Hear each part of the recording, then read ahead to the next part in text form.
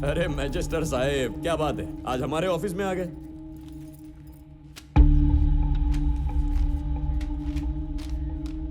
अरे इधर तो मिसिंग केस है ना। मैडम, आप ही मालिनी है क्या?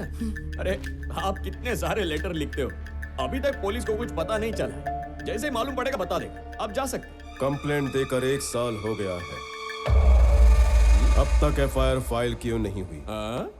वो आदमी जिधर मिस हो गया ना, उधर ही जाके कंप्लेंट लिखवाने का, वही फाइल करो एफआईआर। जुरिस्डिक्शन के हिसाब से तुम्हारा फर्ज बनता है कि तुम एफआईआर फाइल करो। खैर, एफआईआर फाइल नहीं की, जो कंप्लेंट लिखवाई थी तुमने उसका क्या किया? हेलो, मैंने क्या हासिल किया जानने का? कशाला? मेरा प्रोग्रेस, मेरा अटेंडेंस, ये मेरे से मेरे सीनियर भी नहीं पूछते, और तू आया बड़ा मेरे से पूछने वाला थी। ठीक है, हम लोग ने कोई भी प्रोग्रेस नहीं किया। हाँ, 1 मिनट के लिए ऐसा मान लेते। तू एक बात बताना, इनके पति को घर वालों ने भी ढूंढा, उन लोग ने क्या हासिल कर लिया? हाँ? कोई भी उठता है भड़ास निकालने पुलिस स्टेशन आ जाता है, हम लोग तो इधर खाली बैठे हैं ना। अच्छा वैसे तेरे को इसमें इतना ज्यादा इंटरेस्ट काहे को? अरे मैडम, आप गलत मत समझिए। मैं यहाँ पर इनके साथ कोई रिक्वेस्ट करने नहीं आया हूँ। सब डिवीजन मजिस्ट्रेट होने के नाते पूछ रहा हूँ कि मेरे गांव का एक आदमी मिसिंग है, उसका क्या हुआ ये जानने आया हूँ।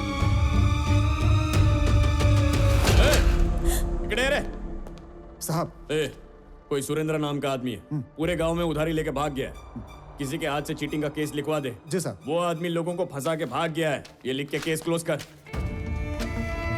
जो आएगा उसको जवाब देता रहूंगा ना, तो 24 घंटे भी कम पड़ जाएंगे। निकलो, हाँ, निकलो निकलो, दावत नहीं है घर जाने का। आज ठीक क्या लाइफ हो गई है, कोई भी ऐरा गहरा आता है और जवाब मांगने लगता है। क्या दिन आ गए।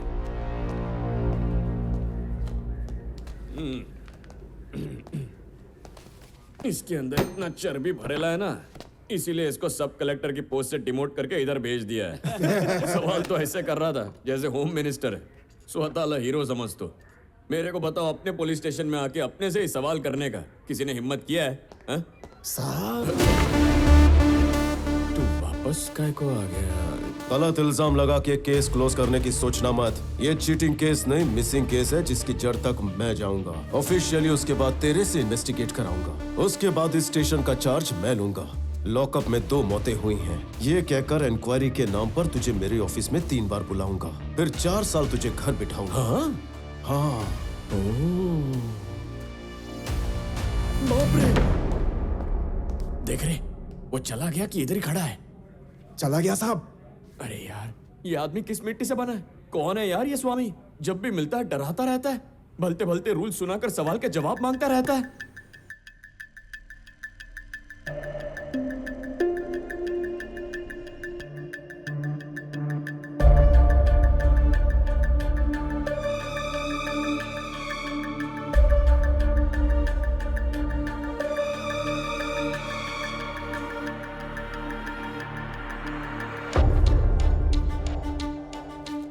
ये है वर्मा।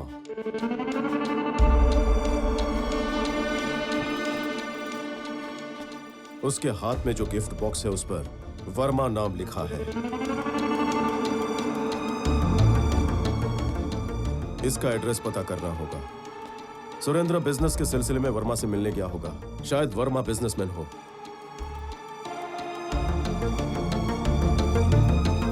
सुनो, घर में कोई पुराना कैलेंडर है? वेरी गुड, जाकर लेकर आओ।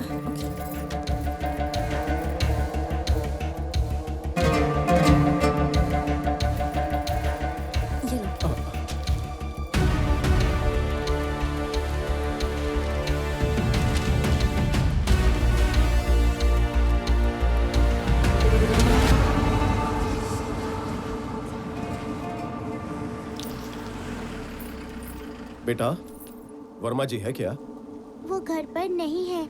क्या आप पापा के फ्रेंड हैं? कौन हो तुम? यहाँ क्यों आया? मतलब सुरेंद्र तुम्हारे करीबी हैं। घर से मेरे बेटे से मिलने के लिए निकला था, तब से कहीं दिखाई नहीं दे रहा है। इतना ही ना?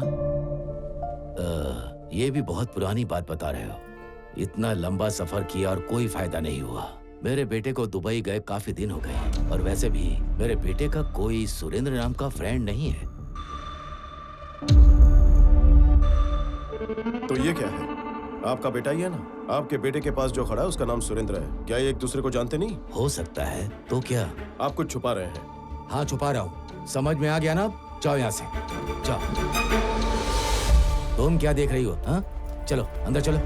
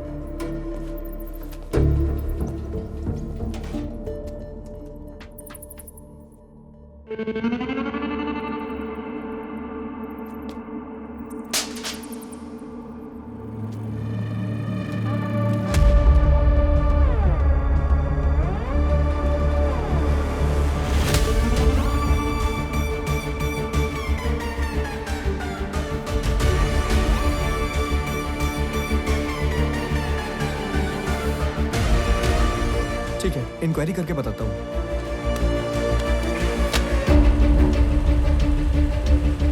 चलो चलो चलो, सीधे सीधे सीधे। हाँ।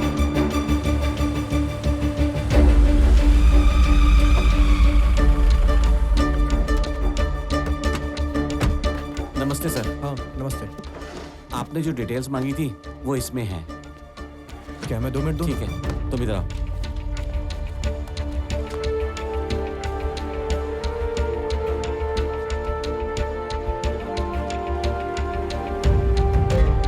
ये क्या है? तेरी दोनों हाथ से लिखने की आदत नहीं गई ना? सारी डिटेल्स लिखे जा रहा है। यही तो मेरा काम है। ठीक है राघव, इन दोनों में से तुझे जिस पर ज्यादा भरोसा है उसे बुला। श्रीधर, जी सर। सर, आपने जो आइडेंटिफाई किया है, पिछले साल मई में 10 से 15 कंटेनर्स इस रूट से गए हैं और ये सब हमारे चेक पोस्ट के रिकॉर्ड्स में लिखा हुआ है। सर, यहाँ से जो भी कंटेनर्स गए हैं ना, उन सभी कंटेनर्स के नीचे एक अजीब सा निशान बना हुआ था सर।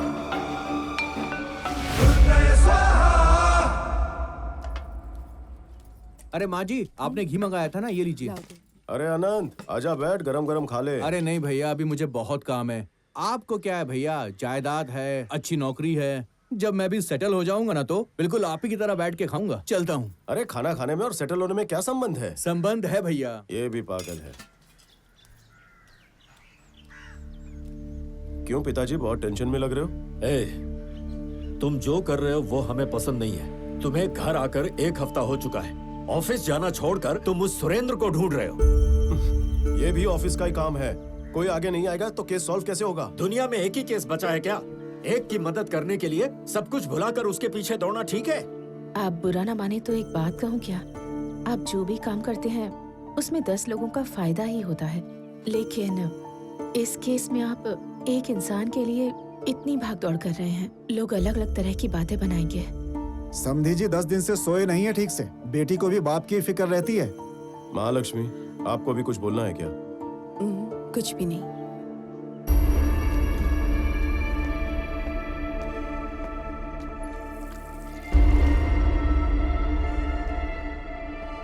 एक बात समझ लीजिए, मैं सिर्फ मालिनी के हस्बैंड के लिए यहाँ पर इतने दिन से नहीं घूम रहा हूँ। 1-2 नहीं, पूरे 20 लोग गायब हैं। ज्यादा भी हो सकते हैं, उनकी गिनती कोई नहीं जानता। सुरेंद्र की छानबीन की तो वर्मा, वर्मा की छानबीन की तो उसका असिस्टेंट राजा, राजा की छानबीन की तो वेंकट। ऐसे गुमशुदा लोगों की लिस्ट बड़ी लंबी है। पत्नी इंतजार में बैठी है कि पति घर कब लौटे। बूढ़े बाप को अपने बेटे का इंतजार है। अपनों के लिए आंसू बहाते बहाते उनकी आंखें भी सूख गई हैं। घर चलाने के लिए बहनें सब्जियां बेच रही हैं। छोटा भाई पेट भरने के लिए पढ़ाई छोड़कर दूध बेच रहा है। बच्चों को 2 वक्त की रोटी खिलाने के लिए गांव की औरतें अपनी आबरू की भी परवाह नहीं कर रही हैं।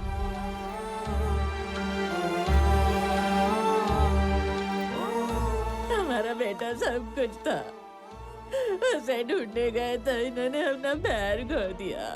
बात सिर्फ इतनी ही नहीं है। ये 20 लोग जो लापता हुए हैं वो हमारे ही गांव या जिले से हैं। चंदन की स्मगलिंग के चक्कर में ये लोग गायब किए गए हैं। इस बात के पूरे सबूत हैं मेरे पास, इसलिए मैं केस की तह तक जाना चाहता हूँ। एक हफ्ते से आप मुझे नहीं देख पा रहे हैं तो आपको तकलीफ हो रही है। तो सोचिए उन पर क्या बीत रही है जिनके अपने महीनों से गायब है।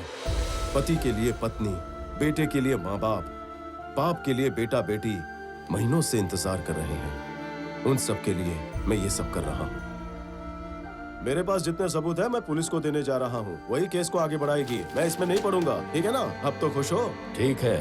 मैं आपसे नहीं अपने बेटे से बात कर रहा हूँ। Good morning sir. हाँ, मॉर्निंग मॉर्निंग। अरे सर खाने को फिर से आ गया।